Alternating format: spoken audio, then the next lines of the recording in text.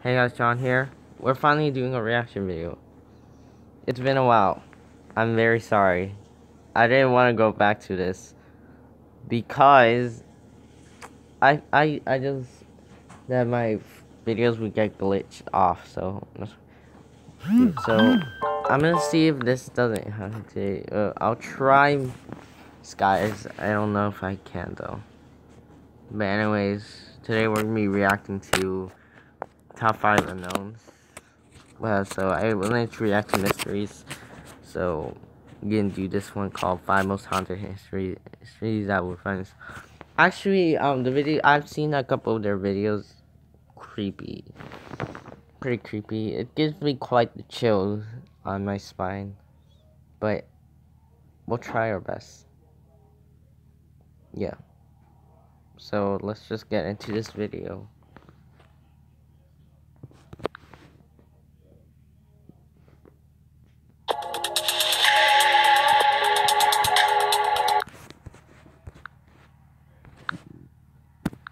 Usually when I put it 720 is usually when the glitching starts.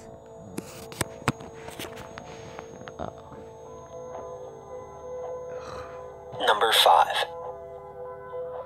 At the ages of 3 and 5, young girls Pepper and Renee Smith were kidnapped from their home while a family friend was babysitting them one evening. Hold on. This kidnapping led the girls down a dark, 40-year path of misfortune, with them eventually living in numerous motel rooms, witnessing and experiencing sexual abuse, prostitution, and even murder. The story began in 1973, when the girls' mother managed to rent an apartment near Hollywood.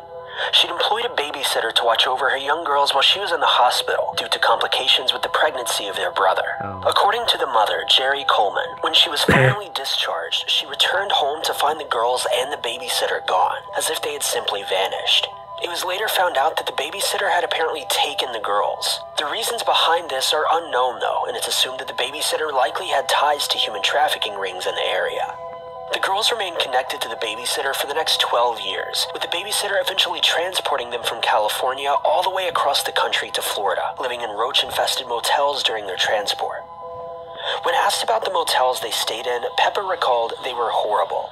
I just remember roaches. I would dream that they were climbing on me. You didn't want to touch the walls or even walk barefoot, but staying in these motels were the fortunate nights. Sometimes we would sleep in outdoor restrooms or just the car. When asked about her time with her abductor, Pepper said there were a lot of men beating women, child abuse, disgusting language. We saw murders, and one time a man attacked a woman with a machete. Another time a man died of an overdose in a next-door room and was found in the bathtub. That was pretty common at motels, strange men. It happened from a very young age. I knew it was bad, I knew it was wrong, and I ran away as much as I could. We were put in terrible situations and places. I didn't know that there were good people in the world for a long time. When the girls were in their teens, the babysitter who had kidnapped them fell ill. Regardless of everything they'd been put through, the girls nursed their kidnapper from the time that she became sick until she ultimately passed away. After this, the girls began to live lives on their own, taking on jobs at fast food restaurants. Though through all of this, Pepper never gave up hope in finding her biological mother.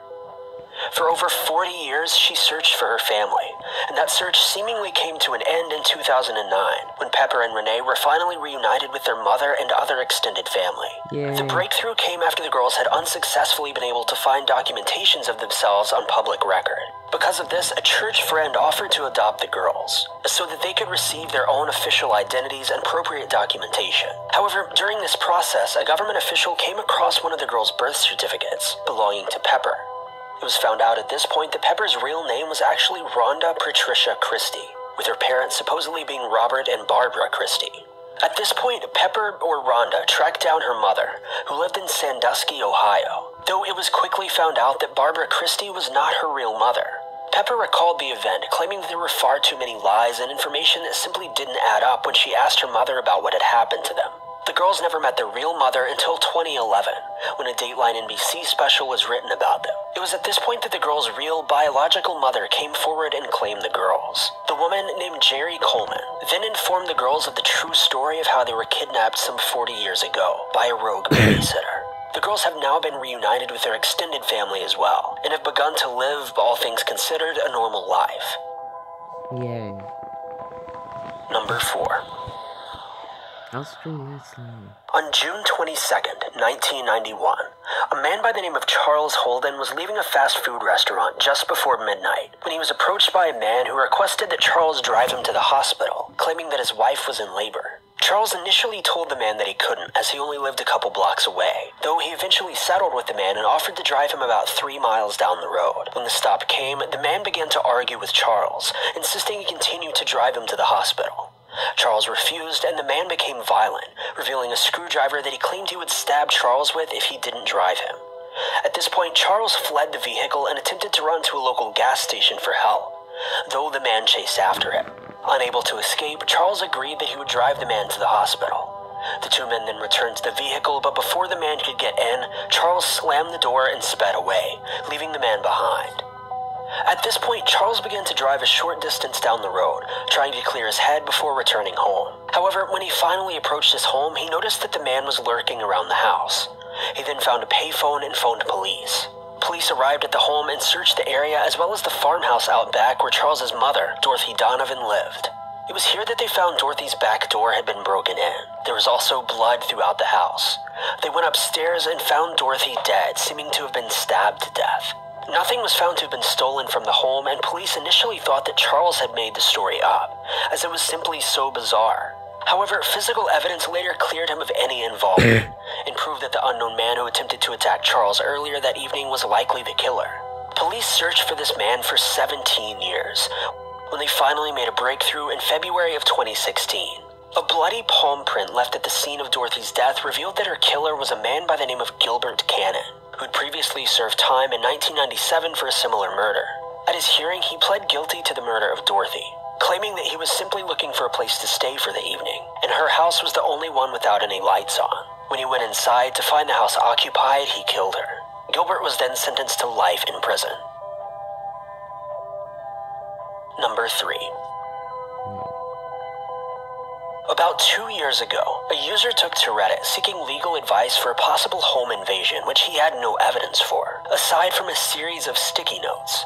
In the post, the user states how every night when he goes to sleep, he'll wake up the following morning to find odd sticky notes placed throughout his room. These were typically simple notes, such as a reminder to save the documents on his computer. However, one morning, the user awoke to a note that read, "Our landlord isn't letting me talk to you, but it's important that we do." The user then compared the handwriting of this letter to the handwriting of his landlord from a note which he'd received from him previously. The writing was almost identical.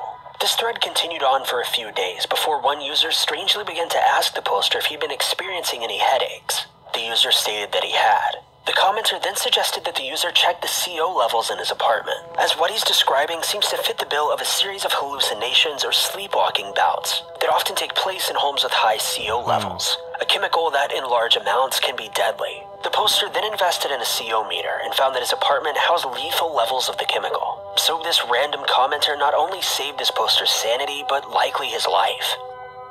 Wow. Number 2. That's actually kind of bad. In November of 1970, 16-year-old Jimmy Williams picked up a group of his friends for a night out, cruising in his brand new Chevrolet Camaro. The group were seen throughout the evening driving down Route 66 and bowling at a local bowling alley. However, later on into the night, the group of friends as well as the car simply vanished. The teens all remained missing for over 43 years, until 2013 when a group of policemen randomly found a Camaro in the bottom of a small lake. Authorities removed the vehicle from the waters and found 3 teenagers inside. The car had been submerged all this time in just 12 feet of water, about 50 feet from the end of a boat ramp. The bodies that were found inside were confirmed to have been the teens who disappeared that evening in 1970. It's believed that the teens were likely goofing off in Jimmy's new car and accidentally crashed into the lake, becoming trapped inside the vehicle and ultimately drowning. While this certainly wasn't the news that the children's parents were hoping for, maybe in some way they'll be able to find peace, finally knowing exactly what happened to their children some 43 years ago. Well done. Number 1. In October of 1996, Park Ranger David Brenner was scoping out his local area in a military helicopter, searching for any illegal drug manufacturing laboratories in the Death Valley area, as was his regular routine. Oh no, that's bad.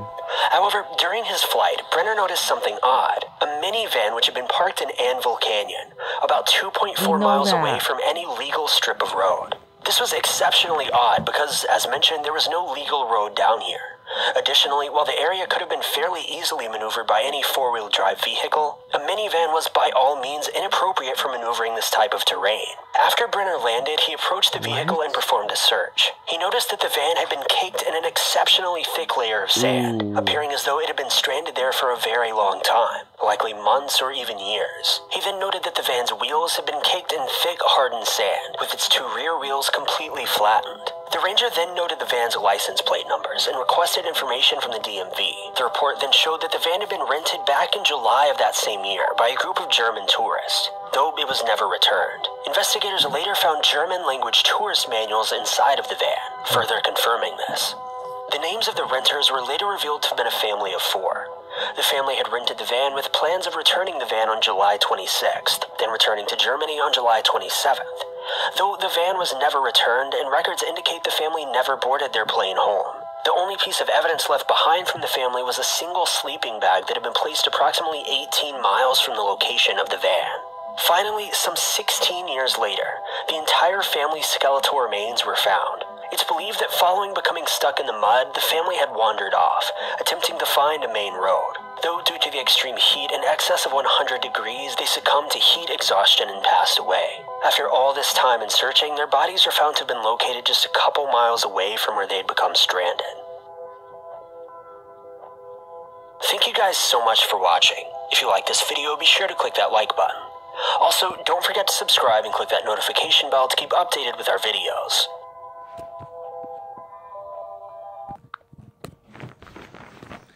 Well then. Okay. So that video was kind of, yeah, I can sad. But yeah, guys, it has been a while, hasn't it? I feel so bad for not doing a reaction video for a long time. I'm gonna try and get back to reaction videos if I can. But honestly, guys, I think my channel's kind of dying just a bit because I'm not doing reaction. I'm just playing Pokemon. And I know you guys don't want me to upload that, just that. So I want to upload some different content as well. So yeah. But yeah, yeah, that's the end of the video. I hope you guys enjoyed it, and like, comment, subscribe. Make sure to turn on the notification bell so that way you can watch my videos. Yeah, you never miss any video. And yeah, peace, guys.